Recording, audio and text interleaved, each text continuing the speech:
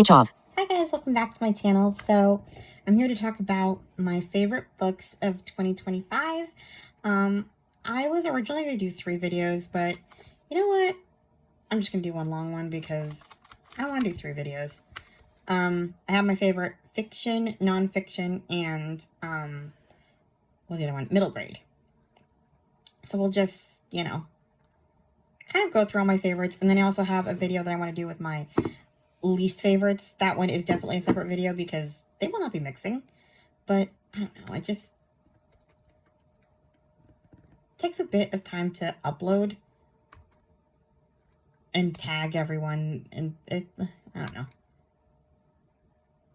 So, and like my list for the others are so much shorter. So let's start with the nonfiction first. Like I said, the fiction is the longest, so it doesn't seem worth it. So the first nonfiction that I have on my list, honestly, it's actually even amazing that I have any nonfiction on my list because I don't read a ton, but this year I really did read a lot, and so there's enough to have favorites. Wait, did my video turn off? Stop recording video button. Speech off. Okay. So the first one I have is The House of My Mother, A Daughter's Quest for Freedom by Sherry Frankie. I mean, this one was... I was going to read this as soon as it came out. I was not an 8 Passengers watcher. 8 Passengers is a YouTube channel that Sherry Frankie was in. Sherry is the daughter of Ruby Frankie. And if you haven't been living under a rock, Ruby Frankie and her friend Jody Hildebrand basically tortured Ruby's youngest children. And so, yeah, Sherry is wrote her story about what it was like during that time, like living with Sherry, and just what vlogging and stuff like that was like. So, yeah, it was a very brave account. I mean, there's not much more you can say about someone's life experience other than, So, yeah, then I read The Country of the Blind, a memoir of the end of sight by Andrew Leland. I read this one for an event at Braille Institute. Not necessarily because I wanted to at the time, but I'm glad I did. It was really interesting. Andrew Leland was losing his sight, and instead of like feeling sorry for himself, he pretty much made it his mission to figure out how he was going to live without sight. And he actually immersed himself in the blind community, and to the point that he like blindfolded himself to like, it was really interesting. I think it's a book that other people should read. It really was a unique account of losing sight because he did have his weak moments. He went to a bar, but it's okay. But yeah, I really enjoyed this book a lot. He kind of learned about blindness as a culture and how not everyone saw it as a disability, I guess. Anyway, it was a great read. It's hard to describe it without giving away the whole story. See why I didn't want to do this in a separate video? It would have been short. Next we have 84 Charing Cross Road by Helene Hanff. I read this again this year because Jen from Jen's Reading Life did a read-along for Epistolary January. It's just a bunch of letters between Helene Hanff. 20 years of correspondence between her and a used book dealer in London named Frank. She called him Frankie. I mean, it was really funny. Because like he's so stodgy and serious, and she's like pulling his leg all the time and messing with him and calling him Frankie. It was really funny. It was fun to read again this year, and it'll probably make my list this year. Then we have Prairie Fires by Carolyn Fraser. This is a very critical look at Laura Ingalls' life from beginning to end, her family, her daughter. I mean, woof. There's a lot of stuff about Rose in this one. That was a wild ride. I meant to read it last year, but last year I read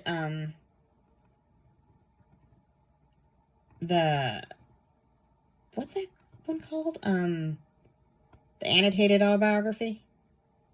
I forgot what she called it. Anyway. But yeah, I can only read one long book at a time by her, so I read this one. Anyway. Pioneer Girl, that's what it was called. But yeah, this one was it was definitely not praising them, but it wasn't like trashing them either. It was just matter of fact and gave the good and the bad, and I enjoyed it. Then I read Stamped from the Beginning, The Definitive History of Racist Ideas in America by Ibram X. Kendi. This was another long book I've been wanting to get to. I tried reading it once in like 2021 and I kind of stopped. Not because, I don't know, I've never been good at reading nonfiction. I was into it, but then I would like stall reading the next chapters that I wanted to read, and it just never happened. I never finished it. So I decided I was going to do it this time, and I did. It took me like 3 months, but I read it. Basically racism from like Christopher Columbus all the way to now, as far as like black people. I mean, yeah, it was definitely an interesting history. There's also stamped like the edition for like teenagers, the YA edition written by Jason Reynolds. Was it Jason Reynolds? Yeah, I think so. With Ibram X. Kendi. I read that edition, and there's one for little kids too. Stamped for Kids or something.